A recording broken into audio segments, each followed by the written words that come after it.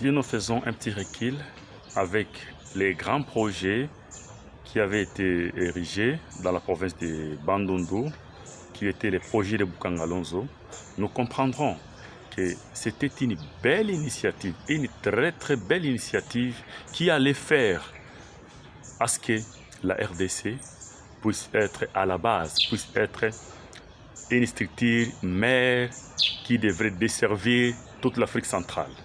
Mais hélas, les projets étaient là et les personnes qui devraient travailler dans cette fin étaient là pour leur propre compte. Et nous connaissons les conséquences. Nous connaissons les débouchés de ces grands projets de Boukangalonzo qui avaient exploité des milliers d'hectares.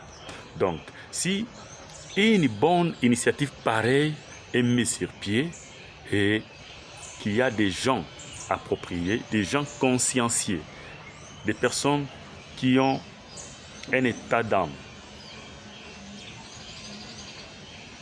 avec un grand souci de pouvoir servir la population, je pense que des initiatives pareilles permettront à ce que le développement soit certain et que la RDC puisse avoir une autonomie alimentaire, une sécurité alimentaire avérée.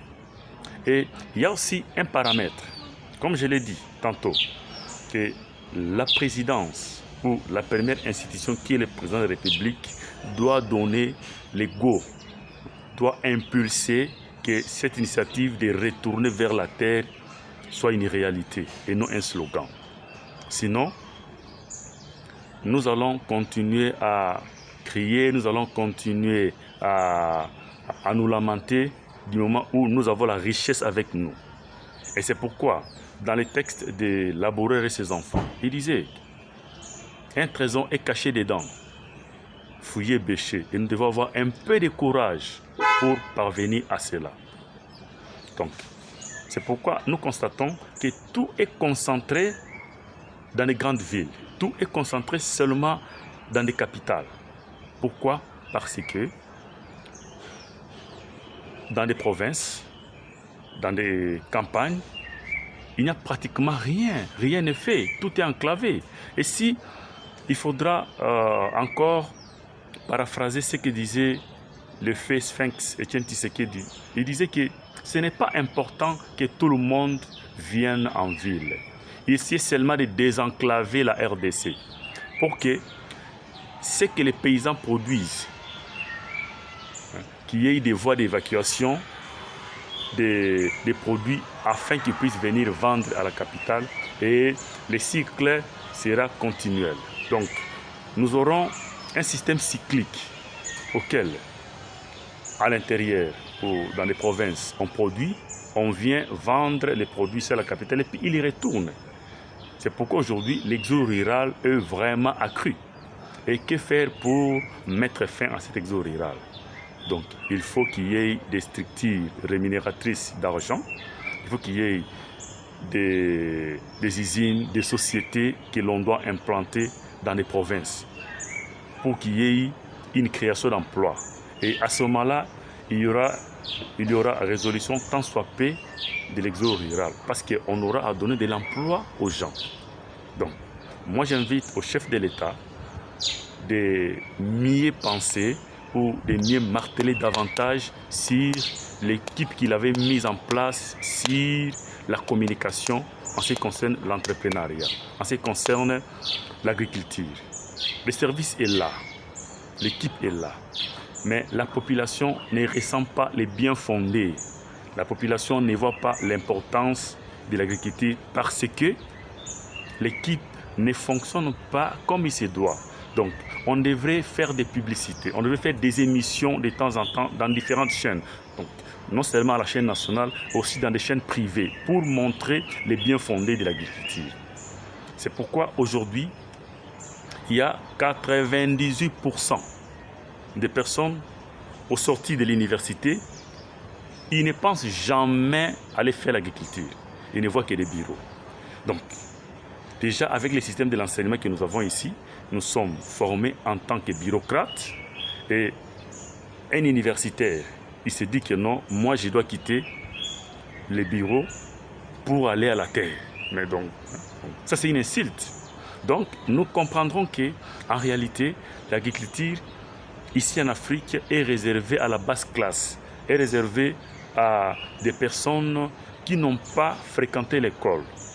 Or que c'est le contraire. Donc, il y a un paradoxe. Aux États-Unis, en Europe, et ce sont les intellos, ce sont des ténors, ce sont les élites qui détiennent même les monopoles de l'agriculture. C'est pourquoi il y a développement.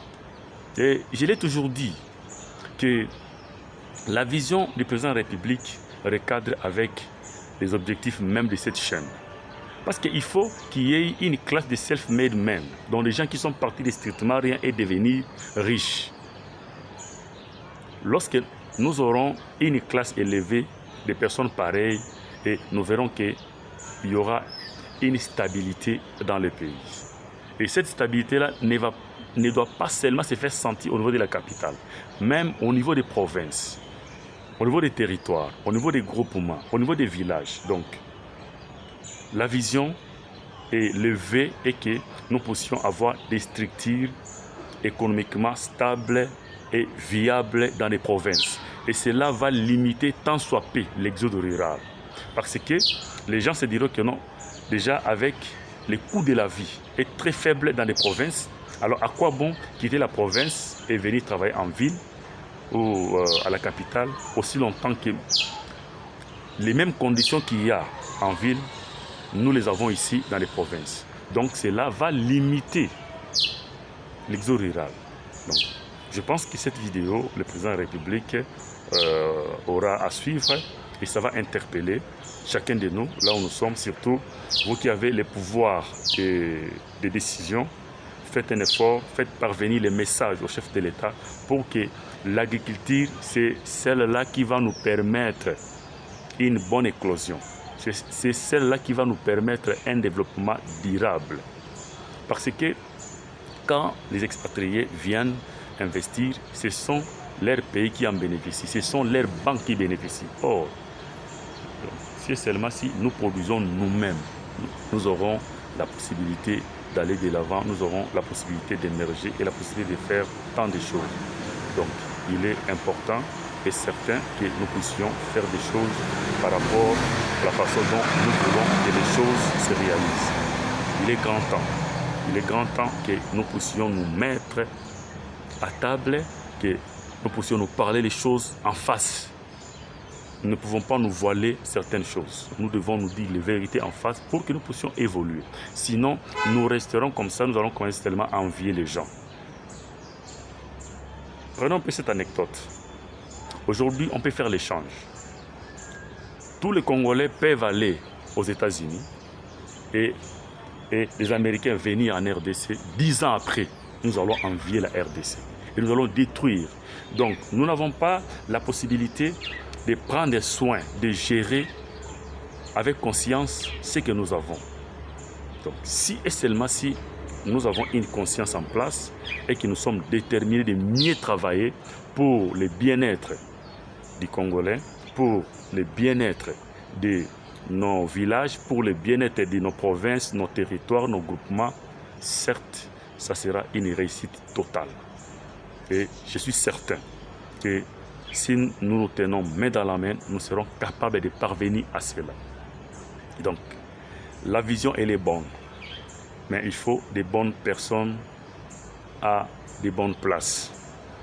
Donc, il y a pas mal de gens qui sont déterminés à faire évoluer, à faire avancer les provinces.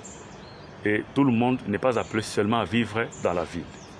Donc, la responsabilité est donnée à nos gouvernants. Ce sont eux qui doivent créer des conditions propices pour que nos villages reflètent nos villes.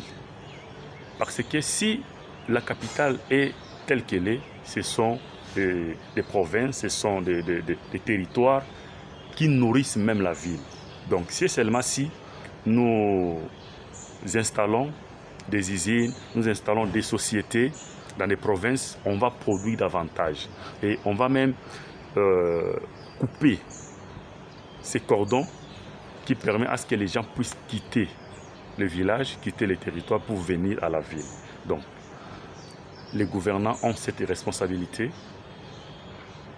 de créer les conditions propices de sorte que nos villages, de sorte que nos provinces, de sorte que nos territoires soient équipés et que nos territoires soient économiquement viables et stables. Et cela permettra une très bonne stabilité de la capitale. Et ce qui fera que, comme je l'ai dit tantôt, nous aurons à créer un cycle. Il y aura un phénomène cyclique qui va se créer. Donc, on va produire dans les provinces et les voies d'évacuation doivent être appropriées pour que l'on puisse de temps en temps ravitailler même la population. Et si nous regardons les services nationaux, c'est une très bonne idée. L'idée est géniale, la production est faite, mais la production du service national sera incapable de nourrir la ville de Kinshasa, croyez-moi. Donc, on doit voir des cités pareilles dans toutes les provinces. Et il y a aussi des particuliers qui ont cette volonté-là de s'implanter, de faire l'entrepreneuriat dans les provinces, mais les conditions ne sont pas propices. Il y a aussi de ceux-là qui cherchent des financements pour que le gouvernement puisse les orienter, puisse les encadrer afin que les réalisations soient viables. Mais nous voyons qu'au niveau déjà de nos gouvernants, ils ne pensent pas, ils ne mettent pas plus d'accent sur l'entrepreneuriat, sur l'agriculture. Et ils ne voient que d'autres secteurs. Or, c'est l'agriculture qui va nous aider à avoir une sécurité alimentaire. Donc, déjà d'ici 2050, la population africaine sera de 2 milliards. Alors, si nous parvenons à avoir une sécurité alimentaire avérée, certes, ça sera déjà une très bonne chose pour permettre l'évacuation, pour permettre le développement. Donc, on est là. Je pense que toi qui as pris ce petit moment de suivre cette vidéo, que ça t'interpelle, que nous ne sommes pas égoïstes, que nous puissions nous soucier aussi aux autres, que nous puissions mettre notre génie au service des autres, pour qu'ensemble nous puissions aller de l'avant, qu'ensemble nous puissions nous développer. Si nous voulons seulement garder notre savoir en nous, donc ça ne nous aidera pas, ça n'aidera pas à la nation de décoller, ça n'aidera pas à la nation d'aller de l'avant. Donc, déjà comme message que je lance à toutes les personnes qui entourent le président de la République, soyez là pour donner des bonnes orientations, donner une bonne vision au chef de l'État et accompagner-les dans cette vision qu'il avait tantôt promis, que l'agriculture soit au service de l'homme, soit au service du peuple congolais, pour que les Congolais puissent s'en approprier de ça. Et ça sera un très bon développement et nous aurons une force en Afrique. Donc, toi qui m'as suivi, je te remercie beaucoup d'avoir pris ce petit moment de suivre cette vidéo. Et cette vidéo ne s'arrête pas seulement sur toi.